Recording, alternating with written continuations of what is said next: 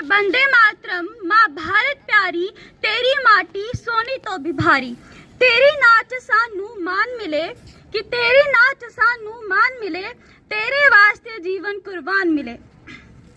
आदरणीय गणमान्य व्यक्तियों, सम्मानित मेहमानों ते मेरे प्यारे साथियों, अज असा एक बहुत बड़े राष्ट्र गौरव दे मौके की याद करने वास्ते इकट्ठे हुए हैं।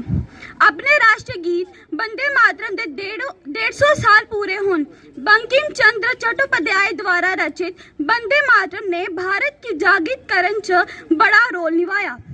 ये सिर्फ एक गीत छाए ते समुदाय दे लोकें की आज़ादी ते सांझे करन च जोड़ दिता। उपनिवेशिक शासन के सबसे बड़े शक्तिशाली शब्दां ने स्वतंत्रता सेनानियों के दिलों च साहस, उम्मीद ते दृढ़ संकल्प पैदा किया। सार्वजनिक समावां तो लेके जन आंदोलन तक ये गीत प्रतिरोध, बलिदान ते मातृभूमि प्रति भक्ति और प्रतीक बन के गूंजता रहा। ये हर व्यक्ति की यह याद दिलाता रहा कि भारत राष्ट्र सब तो ऊपर है। आजादी के बाद भी वंदे मातरम पीढ़ी पर पीढ़ी लोगों की एकता, सौहार्द ते निस्वार्थ सेवा के मूल्य अपनाने वास्ते प्रेरित करता है। होए आओ असा सब मिलके राष्ट्रीय एकता ते समावेशी विकास वास्ते काम करने का संकल्प दोहराइए। वंदे मातरम की भावना असा की मजबूत, शांतमय ते प्रगतिशील भारत बनाने च मार्गदर्शन देवे।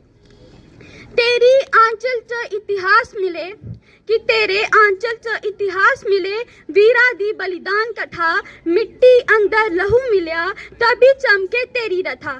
गांधी भगत सुभाष बने कि गांधी भगत सुभाष बने, तेरे सपनिया दे पहरेदार, हस हस जान लुटाइए, भारत माए तेरे लिए प्यार।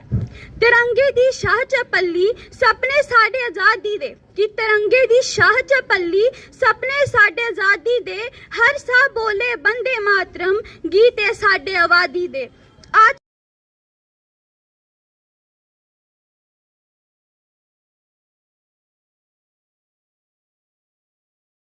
Honored guests and my dear friends, today we have gathered to commemorate a moment of immense national pride, 150 years of our national song Vande Mataram, composed by Bankim Chandra Chattopadhyay. Vande Mataram played a pivotal role in awakening the spirit, not merely a song, but a clarion call that united people across regions, languages and communities in the shared dream of freedom. During the darkest days of colonial rule, the powerful words Vande Mataram instilled courage, hope and determination in the hearts of freedom fighters.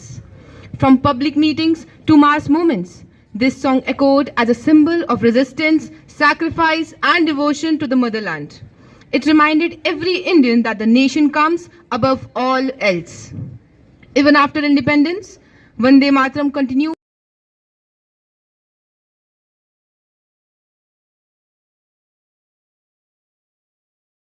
जिन्होंने अपने विचार रखे वंदे मातरम के 150 साल पूरे होने पर। अब एक वंदे मातरम गीत जो आप अक्सर सुनते हैं वो डिग्री कॉलेज कठुआ के बच्चे आपके सामने गाएंगे, प्लीज। वंदे मातरम, वंदे मातरम, सुजलाम सुफलाम मलयज शीतलाम, सस्य श्यामला मातरम, वंदे मातरम।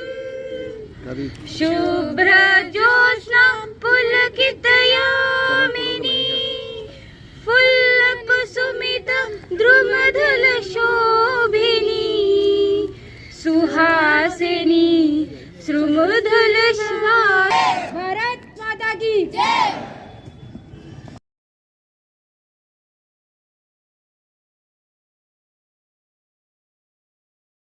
और स्वाभिमान के प्रतीक वंदे मातरम के 150 साल पूरे होने के गौरवपूर्ण अवसर पर इकट्ठे हुए हैं।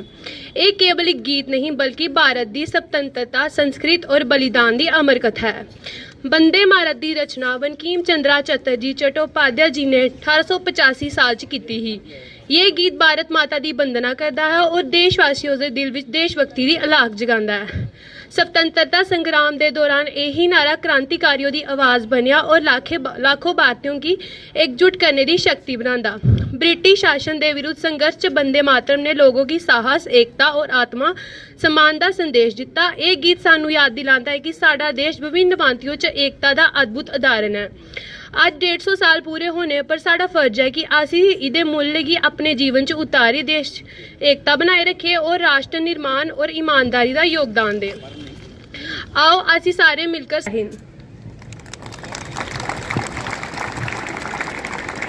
बहुत अच्छे विचार रखे उन्होंने। मातरम